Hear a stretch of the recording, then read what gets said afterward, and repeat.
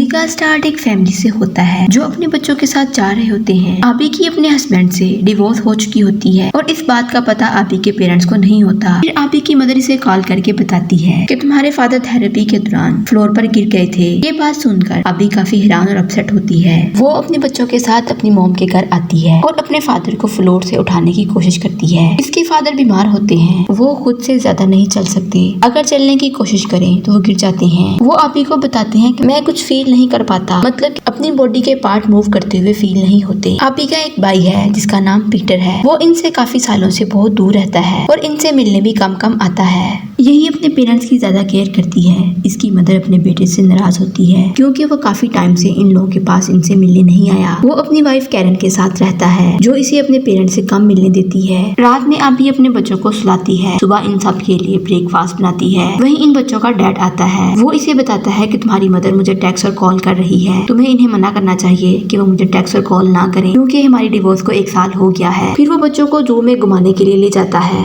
इधर इसकी mom call करके इसे अपने पास रखे हुए मेल नर्स की कंप्लेंट करती है जो इसने अपने फादर के लिए रखा होता है। इसकी मॉम इससे फाइट करती है। वहीं पर आबी भी आती है लेकिन वो मेल नर्स काम से इनकार करके चला जाता है। ये अपनी मॉम से थोड़ा गुस्सा होती है। इस पर इसकी मॉम इसे बताती है कि वो तुम्हारे फादर को ड्रग्स दे रहा था। इस पर वो कहती है कि वो ड्रग्स डैड को एज ए मेडिसिन के तौर पर दिया जाता है, वो इनके लिए ठीक है। लेकिन इसकी मदर इसकी एक नहीं सुनती।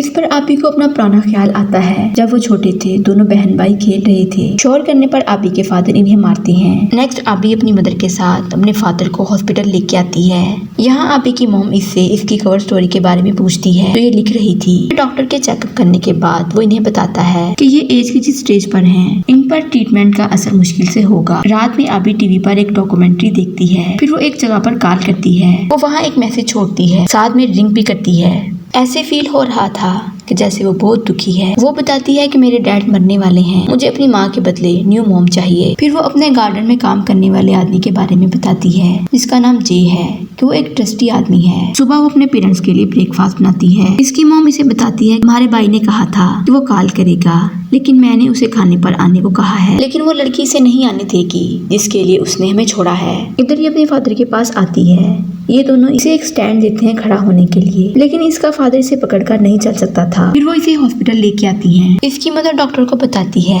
ये एक राइटर है, ये कॉलम लिखती है मिस्टर ज्यू के लिए जो इस कंट्री के फेमस इंसान हैं। डॉक्टर इन्हें बताती है कि आपका पेशेंट 6 माह से ज्यादा जिंदा नहीं रह सकता। ये सुनकर आबी की मदर रोने लगती है। ये सारे घर वापस आ रहे होते हैं। रास्ते में आबी के फादर को अपना पुराना ख्याल आता है जब ये दोनों एक दूसरे को हग करते हैं। आबी अपने भाई पीटर का लेटर अपने पेरेंट्स को पढ़कर सुनाती है कि मेरी बर्थडे है, आप सब मेरी बर्थडे पार्टी में आना और आप सबको कैरन से माफी मांगना होगी। ये बात सुनकर इनकी मदर इस बात पर गुस्सा होती है। नेक्स्ट ये पार्टी में आते हैं। पीटर और कैरन इनसे मिलने के लिए आते हैं, लेकिन पीटर के फादर इससे नाराज होते हैं, लेकिन वो इनसे बात किए बगैर कैरन के साथ चला जाता है।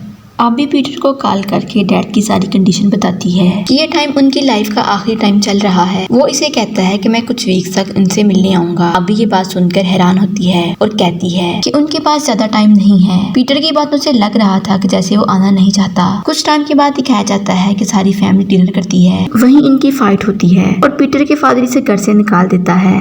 नेक्स्ट आबी जे के लिए केक बनाती है। ऐसा फील होता है कि जैसे वो जे के लिए अच्छी फीलिंग रखती है। आबी पीटर से मिलने इसके घर आती है, लेकिन कैरन इसे मिलने नहीं देती। ऐसे ये अकेले ही अपने पेरेंट्स की केयर करती है क्योंकि वो अकेले अपने पेरेंट्स की देखभाल नहीं कर सकती थी। लेकिन यहाँ से ये डिसहार्ट होकर वापस चली जाती है। आबी और जे दोनों एक दूसरे के क्लोज होने लगे थे। रात में वो एक साथ बैठे होते हैं। वहीं इसकी मदर की कॉल आती है। आबी अपने फादर की लास्ट बर्थडे सेलिब्रेट करती है। इसके साथ जे भी आता है। सारे मिलके बर्थडे सेलिब्रेट करते हैं। वहीं अपने डैड को किस करती है क्योंकि वो जानती थी कि ये इसके फादर की लास्ट बर्थडे है और शायद वो अब जिंदा ना रह सके। ये अपनी मॉम से पूछती है कि अगर पीटर डैड से मिलने आए तो आप इसे रोकना मत। इसकी माँ इसकी इस बात से एग्री हो जाती है। इधर पीटर अपने डैड से मिलने आता है और अपने डैड से कहता है कि आज मैं जो भी हूँ आपकी वजह से हूँ, और साथ में रोता भी है। ऐसे फील हो रहा था कि जैसे वो अपने फादर के सामने शर्मिंदा है। तीनों ये एक फैमिली फोटो बनाते हैं। यहाँ इसकी माँ इससे पूछती है कि इसने मेरे बारे में पूछा है। फिर वो इस फोटो को देखती है जो इन तीनों ने एक साथ बनाई थी। आबी की मदर अपने हस्बैंड के पास बैठी होती है। वो इससे बातें करता है और कहता है, मैं तुम्हारे साथ हमेशा रहना चाहता था, लेकिन मेरे पास इतना टाइम नहीं कि हम एक साथ जिंदगी गुजार सकें। फिर दोनों एक दूसरे को हक करते हैं।